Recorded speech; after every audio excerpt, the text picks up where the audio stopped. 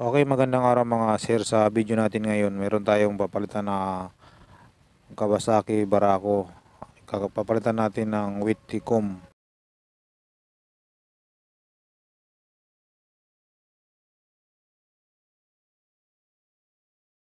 Ngayon tinanggal na natin agad yung cover para mabilis lang tayo.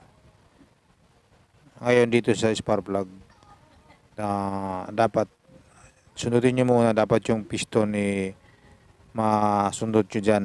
Nakaibabaw yung piston natin. Para din na tayo magtanggal ng cover ng magneto. Tapos yung T dito, itapat nyo lang dito sa marking ng T dito sa dot. Yan, yung mark na yan, yung T at saka yung dot, pagtapatin nyo lang yan. So, naka-tap digenter na yung ating motor ngayon. Tapos yung timing chain, lagyan natin ng tanda. Lagyan natin ng white out.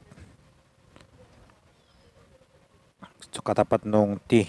Para pag nagbalik tayo mamaya ng kami sprocket, dyan yung palatandaan natin.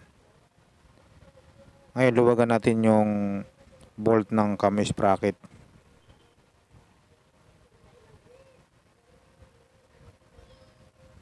So kaya tayo nagpapalit nito. Minsan nakala natin tune upin, na tune up na okay naman yung valve clearance pero maingay pa rin. Ang dahilan kasi kung minsan yung with decom ay maluwag na yung pinaka pin. Kakaroon siya ng ng leeg-leeg. Ngayon pwede natin tanggalin ang tensioner.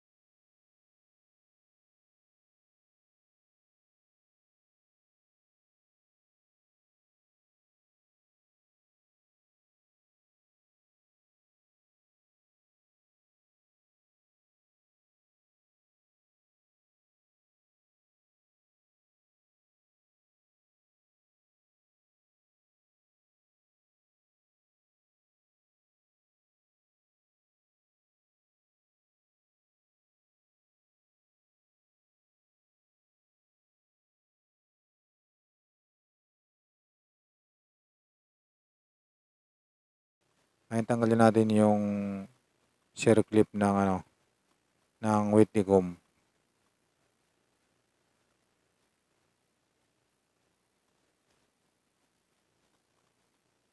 So ang presyo po ng ng weight decom ay depende po kung brand new or replacement or genuine.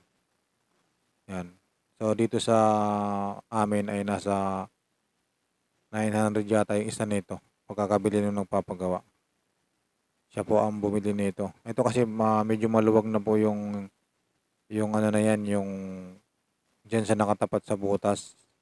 Yung nakasuksok diyan, pumapagpag yung weight decom kaya nagki-create siya ng sound na akala natin minsan tune upin pa rin. Yan. So ito yung iplanet natin, 900 pesos ang halaga nito bawat isa. Yan. So depende po sa mga bilihan yan. So ito ang bili niya is 900 daw. Ngayon ilagay natin yung spring. Sabit lang natin yung spring magkabila. Yung part na yan yung nakaturo sa arrow. Doon sa luma, yun po yung nagkaroon ng liig. Lumiit siya. Kaya doon sa suksukan niya, na siya, maluwag na siya, pumapagpag siya ngayon. Kakaroon siya ng play. Yan, yung pinagsusukan natin dyan. Nagkaroon siya ng play, kaya nagkakaroon siya ng sounds na parang lagitik sound siya. Yan. So, kung yun ang nagiging napapansin nyo sa barako nyo, minsan try nyo rin na kabitan ng bagong weight decom.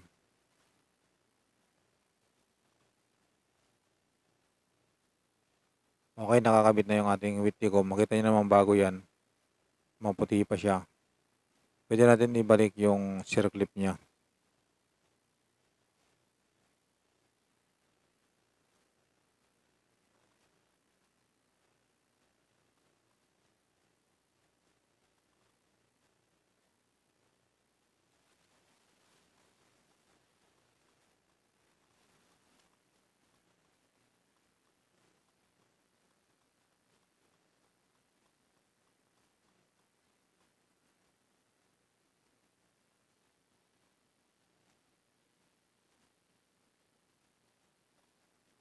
So, okay na po siya ngayon mga boss. Meron na siyang circlip sa likod. Ngayon pwede na natin ibalik. Bali, ang gagawin natin sa pagbabalik, kaya tayo nagmarka, yung letter T ng kami sprocket. Yung kami sprocket, meron yan nakasulat na letter T. Yung T mark niya para sa top. Itatapat lang natin yung letter T doon sa white out.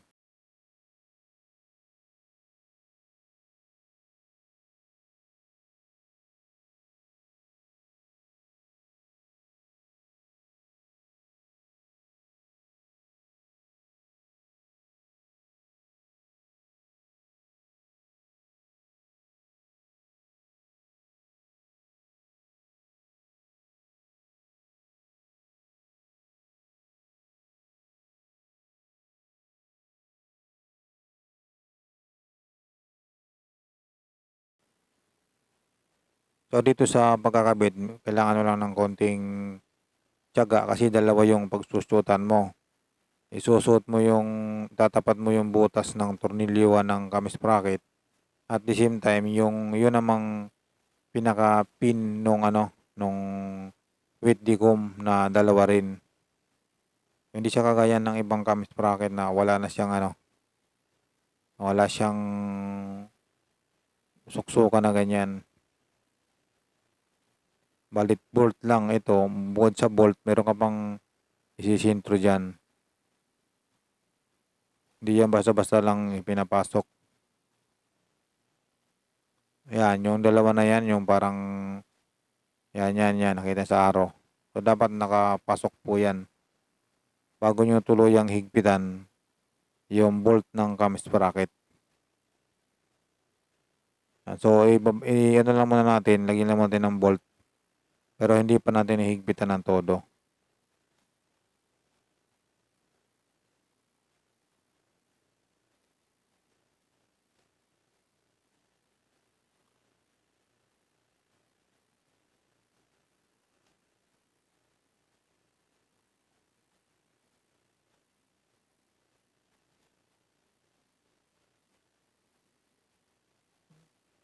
So, ngayon, ilagay na natin yung tensioner. Luwagan na natin itong yung 10 mm dito na bolt para may baon natin itong spring. Kasama na yung niya, yung pinaka bulitas diyan. Tapos itulak natin. Pigilan natin na wag siyang kumalas. Wag siyang humaba muna tapos higpitan na natin dito para mag-lock siya muna. Ito yung pampigil niya para wag siyang tumulak habang ikinakabit pa natin yung dalawang bolt. Yan, so dapat ganyan ang forma, nakaiksi siya. Saka natin ilagay dito sa kabitan ng tensioner.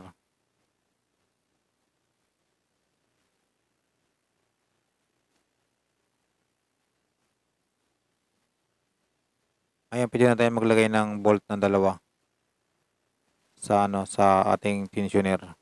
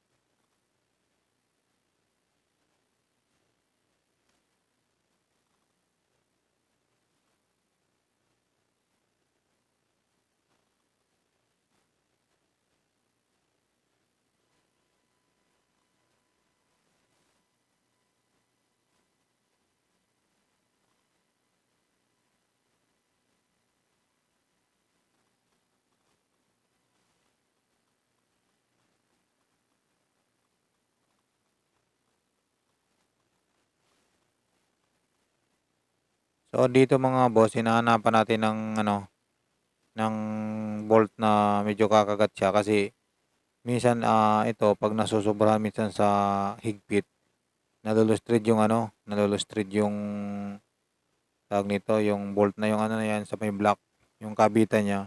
So, dito talaga dapat tamang-tamang higpit lang.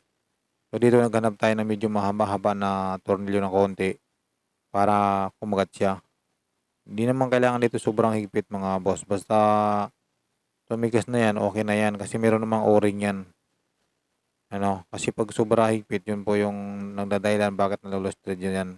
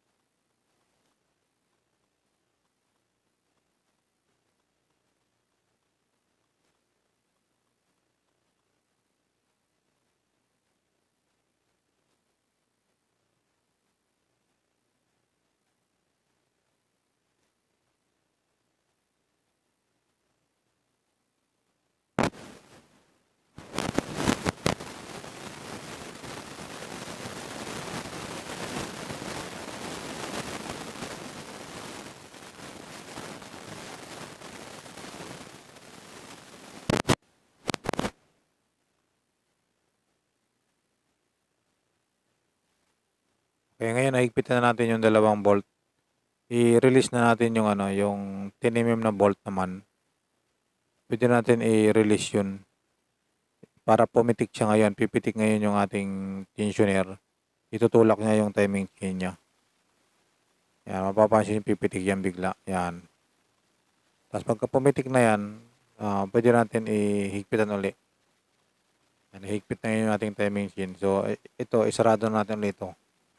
Itong bolt na 'to, ibaon na uli natin. Yan, mahigpit na yung ating timing chain ngayon kasi tumulak na siya. Saka lang natin 'to i-release, ay higpitan itong tornilyo na 'to. Bale dito, ano na natin, higpitan na natin ngayon. Yan.